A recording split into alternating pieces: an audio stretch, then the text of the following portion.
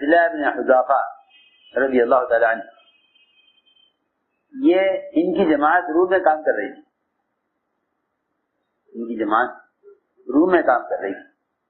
ہمارے اس زمانے میں تو مزاج یہ ہے لوگوں کا کہ بھائی امریکہ میں بے دینی ہے تو امریکہ والے جانے، ہم تو ہندوستان میں رہتے ہیں۔ ہاں، سب سے بڑا نقصان یہ ہوا کہ مسلمان جس کو اللہ تعالی نے ایک جسم بنایا تھا، مسلمان جس کو اللہ نے، سنو غور سے بات کیا کہہ رہا میں، مسلمان جس کو اللہ نے ایک جسم بنایا تھا، اس نے اپنے جسم کے ٹکڑے کر لیے،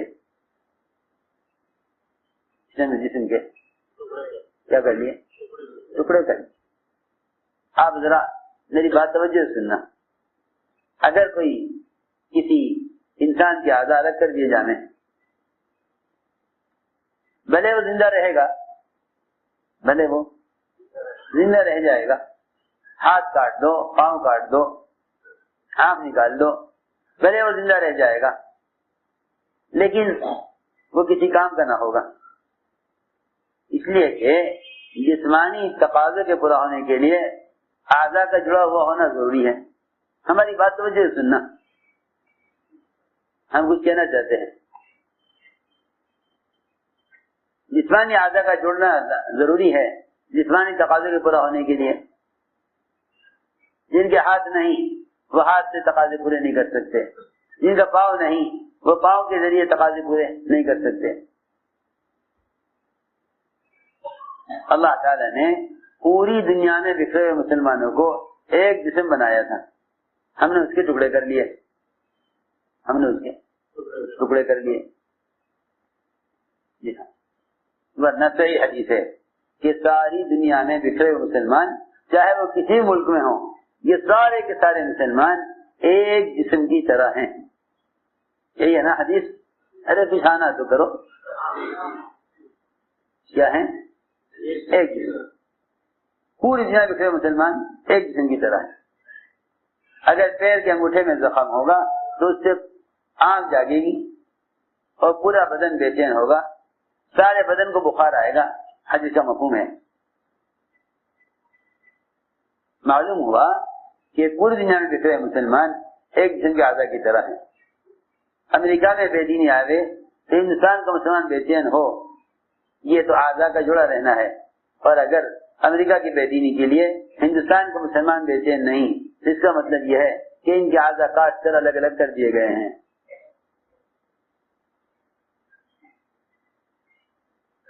تو میں نے عرض کیا کہ جماعت کام کر رہی تھی روم میں،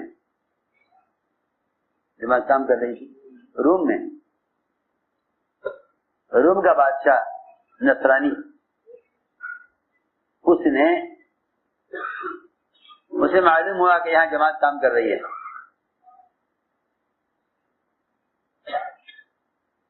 اس لیے کہ صحابہ کرام کے خروج اور نقل و حرکت کا مقصد قتل کرنا نہیں تھا۔ اس زمانے کے لوگ یہ سمجھتے ہیں کہ جتنے بھی یہ خروج کے اور نفر کے فضائل ہیں یہ تو قتال کے لیے ہیں، اور تبلیغ والے ان قتال کے فضائل کو تبلیغ میں استعمال کرتے ہیں۔ یہ بات وہ کرے گا جسے انبیاء کی بعثت اور صحابہ کی نقل و حرکت کا اصل مقصد معلوم نہیں ہے، اصل مقصد معلوم نہیں، ورنہ صحابہ کرام میدان قتال میں دعوت دیتے تھے۔ کہاں؟ میدان قتال میں دعوت دیتے، مقابل پہ ہے کفر، مقابل پہ ہے کفر، یہی روم کی فوج، یہی روم کی فوج۔ سپہ سالار اس کے جراجہ تھے، حضرت خالد رضی اللہ تعالیٰ عنہ مسلمانوں کے امیر تھے، دونوں فوجی آمنے سامنے، حملہ قریب ہے ہونا، ادھر کفر ادھر اسلام۔ لیکن حضرت خالد نے روم کی سپہ سالار، روم کی فوج کے سپہ سالار جراجہ سے کہا، اے جراجہ میں تجھ سے ایک بات کرنا چاہتا ہوں، آگے آؤ۔ وہ سمجھے دھوکے سے قتل کریں گے کہ نہیں، مسلمان دھوکہ نہیں دیتا، آگے تو آؤ۔ قریب آئے، خالد آگے بڑھے، دونوں ہی گھوڑوں کی گردنیں مل گئی آپس میں۔ خالد نے کہا اے جرجا، ہم تو چاہتے ہیں تم اسلام لے آؤ، ہم چاہتے ہیں تم کہاں دے رہے دعوت؟ قتال کے میدان میں قدری کرنا مقصود ہوتا تو اس سے اچھا موقع کیا ہوتا کہ اکیلے سوار کر دیتے، سپہ سالار مارا جاتا تو سارے قافلے کے پاؤں کھڑ جاتے مشرکین کے۔ ہم چاہتے تم اسلام لے آؤ۔ اللہ کی شان، اللہ تعالیٰ نے حضرت خالد کی دعوت پر جرجا کو میدان قتال میں ہدایت دی۔ جرجا کو کہاں؟ پہلے قتال میں۔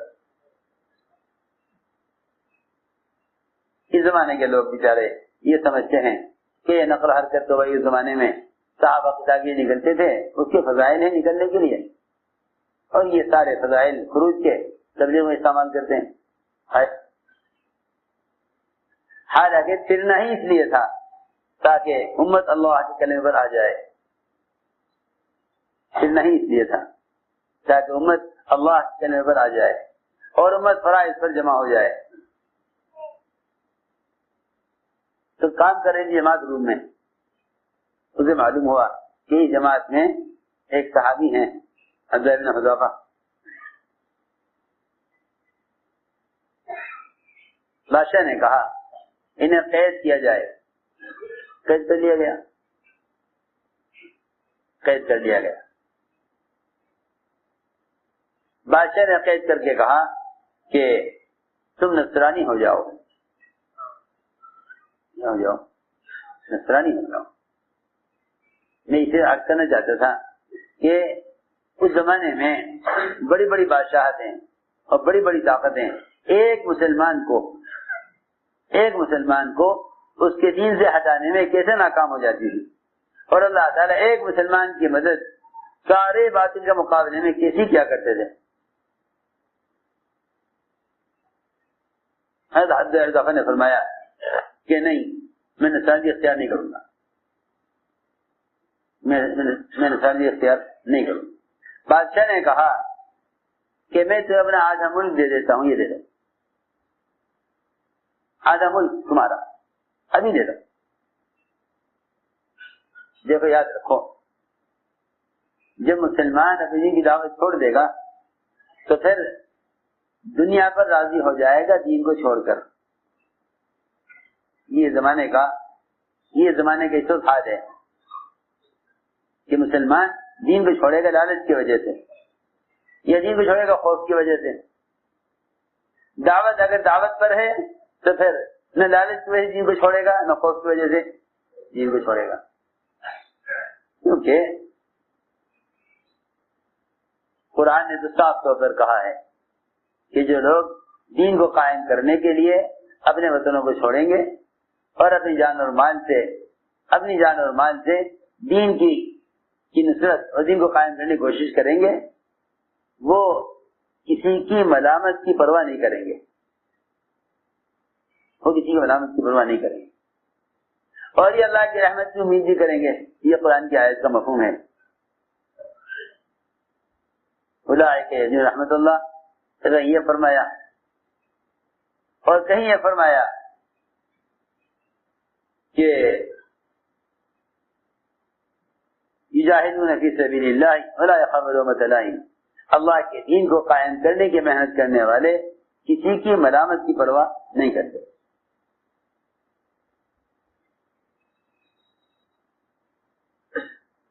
باطل مال خرچ کرتا ہے مسلمان کو اسلام سے ہٹانے کے لیے،